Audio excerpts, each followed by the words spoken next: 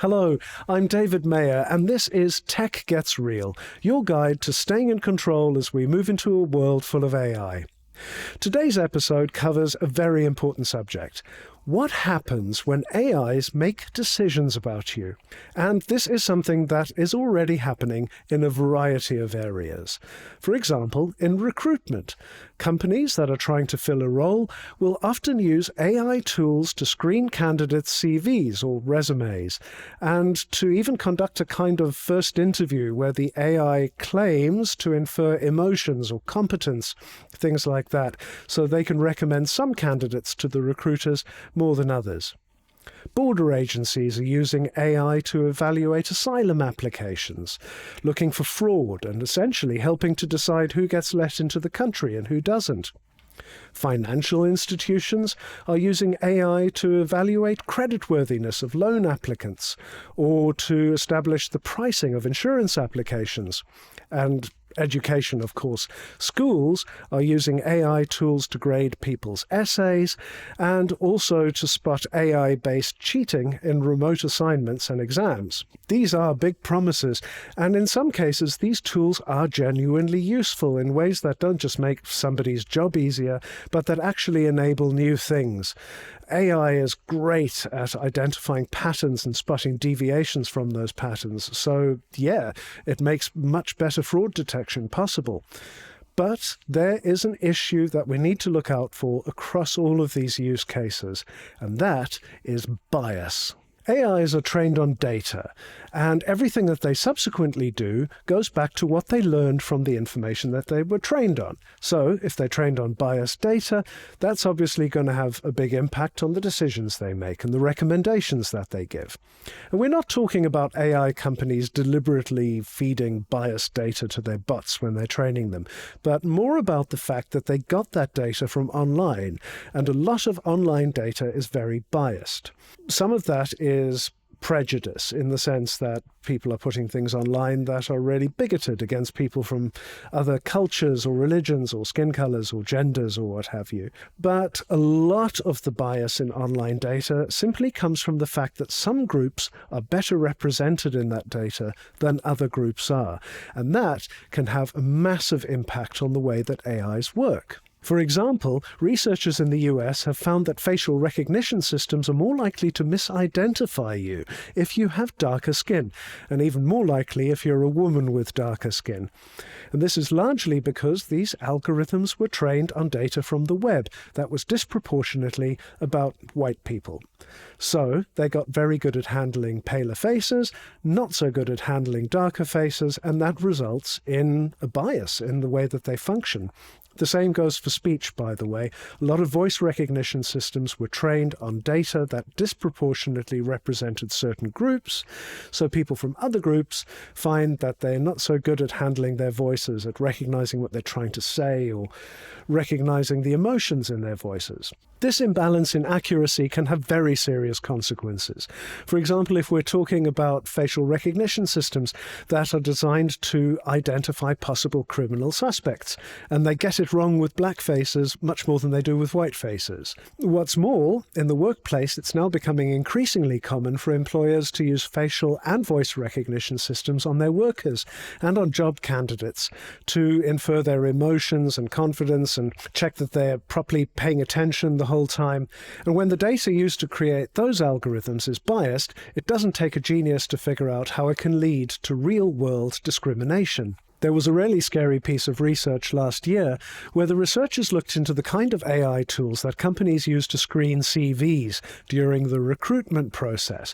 These tools are, in theory, a good thing because they can eliminate a lot of human bias during the recruitment process. When somebody from the HR department looks at somebody's CV and goes, "Oh, I don't like the sound of that name," and tosses it on the floor. But it turns out that the AI was also more likely to favor white-sounding, male-sounding names. The discrepancy was not as bad in terms of male versus female-sounding names, but when it came to race, In 85% of the cases, the AI favoured a white-sounding name over a black-sounding name. And when comparing the performance of white male names to black male names, the white male name was preferred in 100% of the cases. Now, I want to quote what the researchers said about the AI models that power these tools. They said, masculine and white concepts seem to be treated as the default value by models, with other identities diverging from this, rather than a set of equally distinct alternatives. So the AIs have their own biased preferences, which tend to reinforce the biases that we already see in society, and that can lead to unintentional discrimination, although these tools can also be used for very intentional discrimination. Last year, British regulators told the companies that make these recruitment tools that they've got to stop them from inferring people's gender and ethnicity from their names. But they also told them to stop letting recruiters use the tools to deliberately filter out people of certain ethnicities and gender. And speaking of the UK, the border authorities there are about to start using AI-based facial age estimation systems on kids who are arriving as asylum seekers to check that they're really under 18, because in the UK, children who are seeking asylum get accommodation and other benefits from local social services. Human Rights Watch, I want to quote what they say about this, which is that AI face scans were never designed for children seeking asylum and risk producing dangerous, life-changing errors. Algorithms identify patterns in the distance between nostrils and the texture of skin. They cannot account for children who have aged prematurely from trauma and violence. They cannot grasp how malnutrition, dehydration, sleep deprivation, and exposure to salt water during a dangerous sea crossing might profoundly alter a child's face. So, what can be done about all of this? Well, the first thing is have laws that can protect people.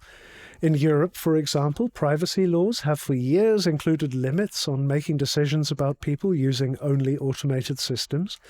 Generally speaking, you have to get explicit consent before you do that to somebody.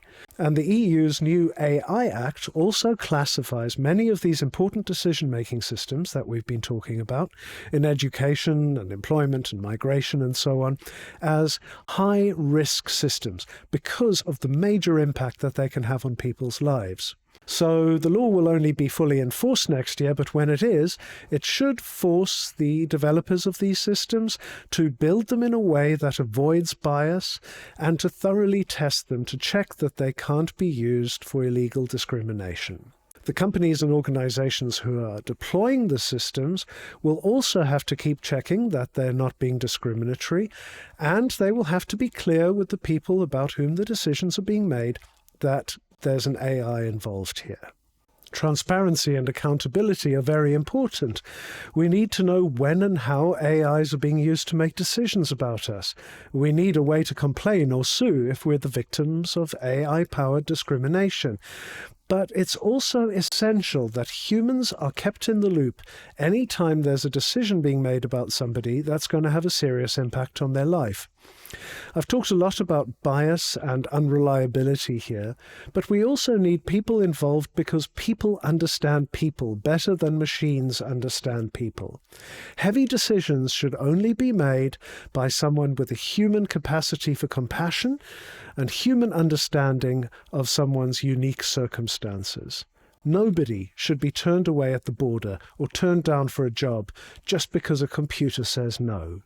I hope you found that useful. Tech Gets Real is a very new show, so there's lots of room for improvement, and I'd love to get your feedback. If you're watching this on YouTube, please hit like and subscribe, of course, then drop a comment below letting me know what you thought of today's episode, and perhaps what I could do better in the future. And if you're listening on one of the podcast platforms, then why not send me an email to david@techgetsreal.com. I very much look forward to hearing from you, and I will see you next week.